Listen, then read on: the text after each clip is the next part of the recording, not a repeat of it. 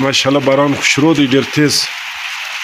دا تقریبا له اول ماښامه راسې له 9:30 بجو شروع دی.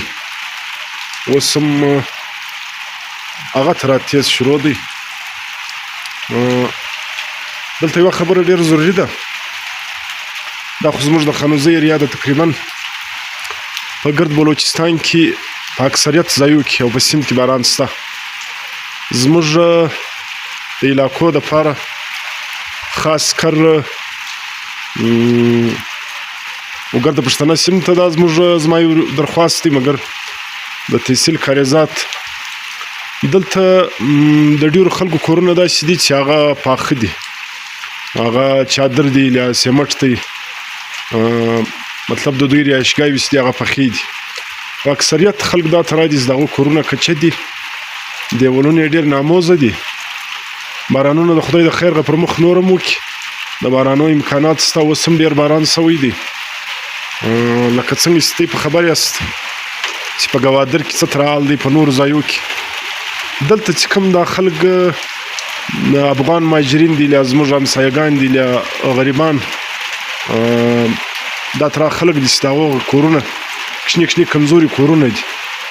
نو باید چې موږ دا خلک خپل هم او موږ د دغو خلکو پر کورو، د دغو پر دیوالو، د دغو دغه زموږ په خیال کې وي دا ترا کورونه چې هغه کمزوري باید چې موږ په کورو کې ځای ورکړو. ولې د دغو دیوالو نه ده معلومه ده، باران ډېر شوی دي، دیوالونه اکثرا اوده دي. ډېر ځایو داسې اطلاع شته چې دیوالونه نړېدلي هم دي. نو موږ په خپلو ځایو کې که د چا کورونه غټ دي باید ځایونه ورکړو، د چا کورونه کمزوري غریبان او یا دا ترا یو تنبو پیدا کېدای شي د چا کور کمزوري تنبو ورکړو. ولې دوی وسه نه ده، دوی یخ زمی دی.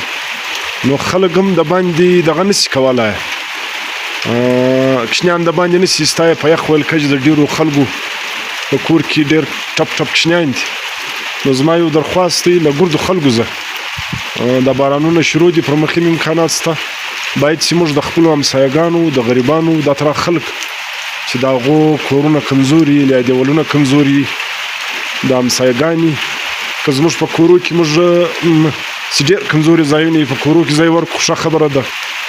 یا داسې هیلپ ورسره وکړو، یا دا خلک له دغه ځای څخه ریسکي وکړو، دا ترا ځای له بوځو چې کم از کم دا دیوالونه، دا کورونه نه ونړېږي. نو به انشاءالله خلک به محفوظ وي. د همسایه ډېر غټ نو دا یو خواست کوم او ټولو خلکو ته.